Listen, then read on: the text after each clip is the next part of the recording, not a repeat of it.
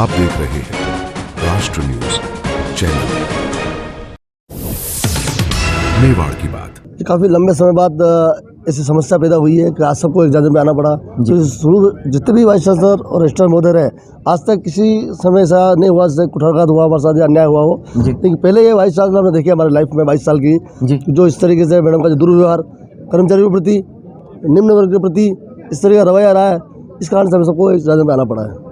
क्या क्या मांगे आपकी तरफ से है? जो मूल मांग तो ये है कि जो मिस्टर डाका जो है, जिसका व्यवहार बहुत ही गलत है महिलाओं के प्रति भी और अन्य कर्मचारियों के प्रति भी, इसका हम को निंदा करते हैं। और हमारे संगठन के जो कोई एक बैठक होने वाली थी हमारे विषय को लेके, वहाँ लोग लगा देना, मीटिंग नहीं करने देना, उनको गलत अशब्द कहना, महिलाओं के साथ अभद्रता करना, इस तरीके से जो व्यवहार किया है इसका हम घोर निंदा करते हैं।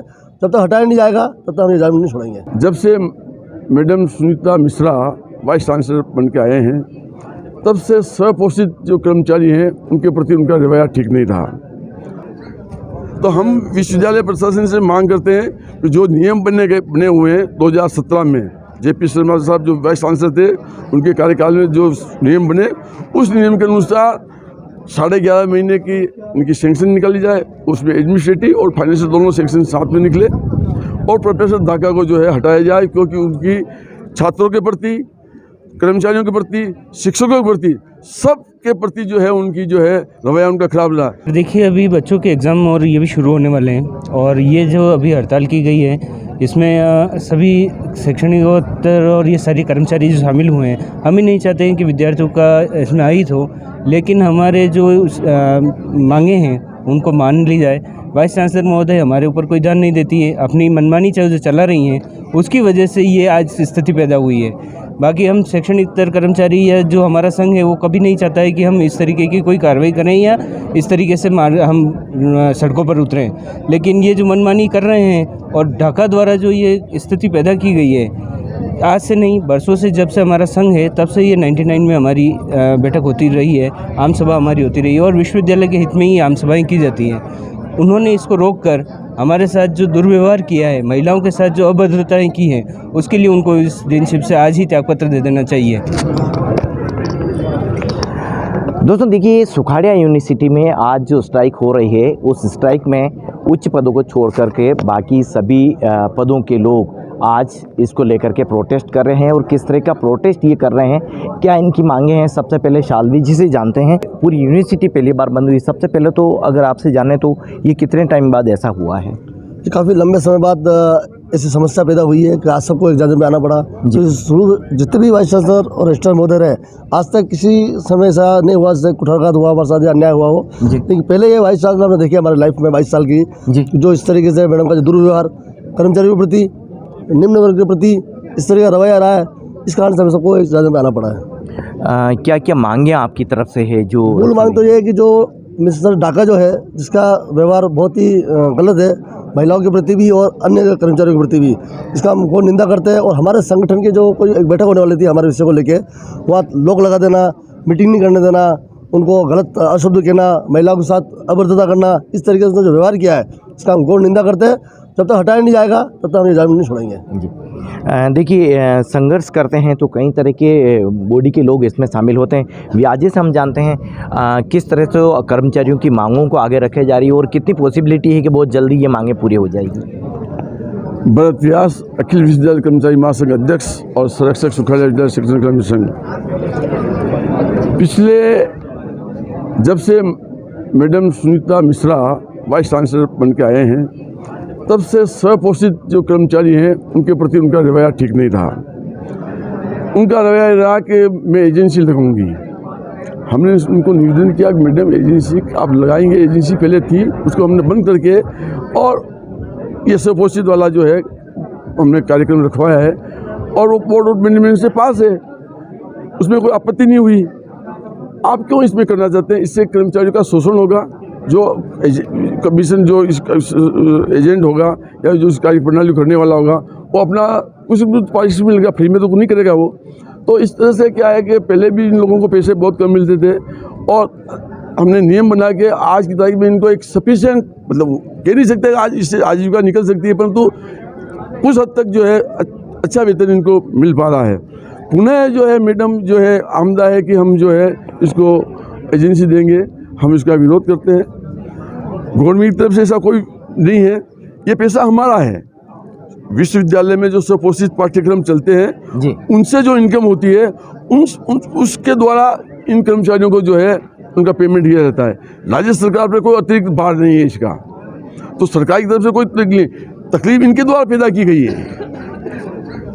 तो हम विश्वविद्यालय प्रशासन से मांग करते हैं कि जो नियम बने हुए हैं 2017 में, JP शर्मा साहब जो वाइस चांसलर थे उनके कार्यकाल में जो नियम बने, उस नियम के अनुसार 11.5 महीने की उनकी सैंक्शन निकाली जाए, उसमें एडमिनिस्ट्रेटिव और फाइनेंशियल दोनों सैंक्शन साथ में निकले, और प्रोफेसर दाका को जो है हटाया जाए, क्योंकि उनकी छात्रों के प्रति, कर्मचारियों के प्रति, शिक्षकों के प्रति, सब के प्रति जो है उनकी जो है रवैया उनका खराब रहा।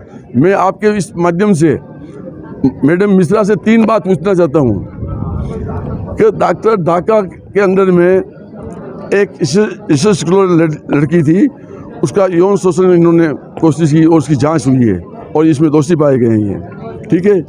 नंबर 2, इनकी जो नियुक्ति हुई एसोसिएट प्रोफेसर पे, राजभवन ने उस नियुक्ति को अवैधानिक ठहराया है और विश्वविद्यालय को वो बोर्ड ऑफ मैनेजमेंट को रखे और एक्सटेंशन पास हुआ है कि इनके विरुद्ध FIR दर्ज कराई जाए। देवाजी साहब ने प्रतापनगर थाने में इनके विरुद्ध FIR दर्ज कराई है। तीसरा, कोई कार्यवाहक सुखाड़िया विश्वविद्यालय का जो एक्ट इंस्टीट्यूट बना हुआ है उसमें कहीं कार्यवाहक डीन का, अधिष्ठाता का कोई प्रावधान नहीं है। इन्होंने सब चीज़ें, कानून व्यवस्था सब चीज़ें ताक में रख के उन डाका को बनाया। इनके ऊपर 6 जने थे जी। 6 में से आप हमारा किसी से बनाते हैं, हमारा उससे कोई मतलब नहीं, पर आपने नियमों की उल्लंघना की है। कार्यवाहक कोई नहीं होता, और जिस आदमी पर इस तरह के एलिगेशन लगे हुए हैं वो आदमी विश्वविद्यालय में साइंस कॉलेज का डीन बने और उसके बाद भी रजिस्ट्रार ने उसको मतलब कैप्टन एविडेंस कर दिया, तो खुद मैडम मिश्रा ने ऑर्डर अपने आप ने निकाल दिए। तो फिर काय कुछ, फिर विश्वविद्यालय को मैडम मिश्रा इसलिए फिर तो कितना जीते। भैया जी, जब एजुकेशन सिस्टम में इस तरह की बातें आती तो आखिर इसको एक्शन टाइमली क्यों नहीं लिया जाता है? और फिर जो इतने बड़े इशू है पूरे देश में, यूनिवर्सिटी के हो, वो सब लोग देखते हैं, क्या कहते हैं? ऐसा है कि इस पूरी व्यवस्था में कुछ हद तक राज्य सरकार भी दोषी है, क्योंकि विश्वविद्यालय जो होते हैं वो एक कमाई के साधन नहीं होते हैं। ये बच्चों को शिक्षा देने के लिए होते हैं जी। और अपना जो विश्वविद्यालय है या बांसवाड़ा का विश्वविद्यालय है, ये दक्षिणी आदिवासी क्षेत्र का विश्वविद्यालय है। यहाँ आदिवासी छात्र पढ़ने के लिए आते हैं। आप कितनी फीस बढ़ाएंगे उनकी, कितना उनसे वो करेंगे? तो आए दिन जिस तरह की सरकार जो विश्वविद्यालय पर जो विश्वविद्यालय की स्वतंत्रता समाप्त कर रही है, MOU लागू करना, रेशमा एक्ट लागू करना, ये सब आपके गवर्नमेंट में लागू होते हैं। एक शिक्षण संस्था पे इस तरह से आप लागू करेंगे तो कैसे आपका क्या नाम, ये जो प्रौद्योगिकी परीक्षाएँ होगी उनके लिए कैसे इंस्ट्रूमेंट आएंगे? 10 तरह की बातें हैं क्या। इन सब चीज़ों के लिए कुछ हद तक राज्य सरकार भी दोषी है, और वो राज्य सरकार में जो लोग बैठे हुए हैं विश्वविद्यालय की व्यवस्था को समझते नहीं है वो, और जो राज्य सरकार से वित्त नियंत्रण आते हैं और राज्य सरकार के नियम हमारे पर लादना चाहते हैं, जबकि हमारे नियम अलग बनते हैं। हमारा एक एक्ट बना हुआ है, उस एक्ट के अनुसार हमको चलना है। तो उस एक्ट की इन्होंने सबने धज्जी उड़ा रखी है जी। तो इसलिए पूरी व्यवस्था इसलिए बिगड़ी हुई, आदि व्यवस्था इसलिए बिगड़ी हुई है। मैं आपके पास वापस आता हूँ। दोस्तों देखिए, एक बहुत बड़ी वजह ये भी देखने हमारी कि सुखाड़िया यूनिवर्सिटी यदि किसी मांगों को लेकर के बंद हुई है, लेकिन पहली बार ऐसा हुआ है कि ये सभी कर्मचारी एक साथ यहाँ आज बंद के आह्वान के तौर देखे जा रहे हैं। एजुकेशन सिस्टम में अगर बच्चों की पढ़ाई बिगड़ती है, इस तरह के इशू आते हैं, सरकार टाइमली इस पर एक्शन नहीं लेती है, तो कितनी पढ़ाई बच्चों की बिगड़ती है और इसके भरपाई कैसे हो पाती है? सर देखिए, अभी बच्चों के एग्ज़ाम और ये भी शुरू होने वाले हैं, और ये जो अभी हड़ताल की गई है इसमें सभी शैक्षणिकोत्तर और ये सारी कर्मचारी जो शामिल हुए हैं, हम ही नहीं चाहते हैं कि विद्यार्थियों का इसमें अहित हो, लेकिन हमारे जो मांगे हैं उनको मान ली जाए। वाइस चांसलर महोदय हमारे ऊपर कोई ध्यान नहीं देती है, अपनी मनमानी जो चला रही हैं, उसकी वजह से ये आज स्थिति पैदा हुई है।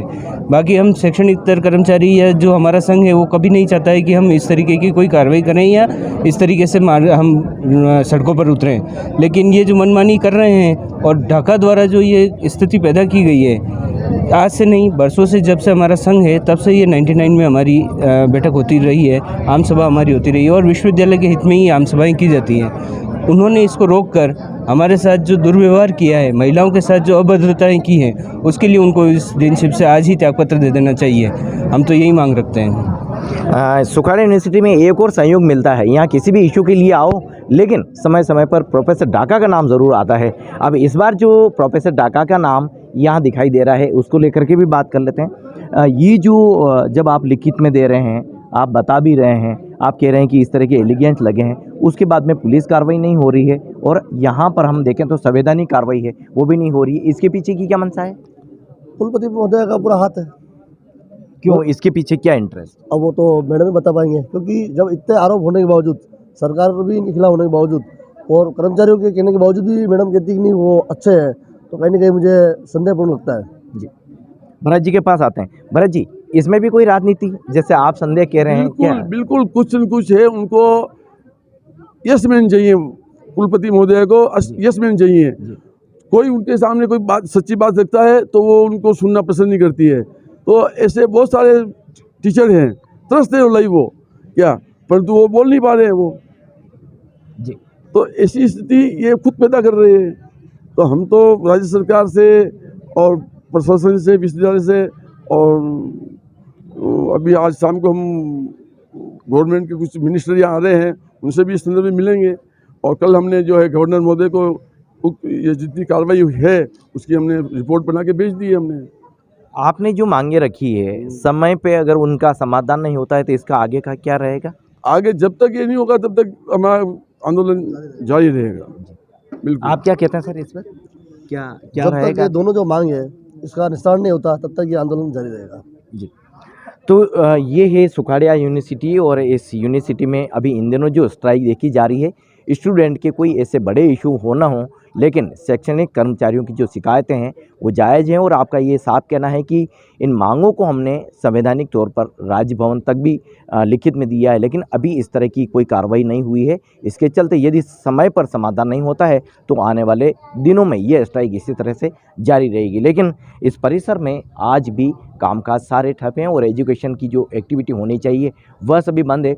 अब आने वाले दिनों में स्टूडेंट के लिए एग्ज़ाम करीब हैं और ऐसे में हड़ताल है वो लगातार देखी जा रही है। अब ये देखना होगा कि राजभवन के द्वारा भी किस तरह का स्टेप इस पर लिया जाता है और वीसी मैडम क्या कुछ एक्शन लेती है, ये भी हम देखेंगे। लेकिन इस कंटेंट में हमने आपको जो दिखाया वह यही है कि कर्मचारियों की विभिन्न शिकायतें हैं, विभिन्न मांगे हैं, उसी के तहत ये प्रदर्शन लगातार जारी हैं। इस पूरे मामले को लेकर वीसी मैडम से भी बात करेंगे, लेकिन इसको लेकर आप क्या सोचते हैं, चैनल के कमेंट बॉक्स में रिएक्शन ज़रूर दीजिए। धन्यवाद।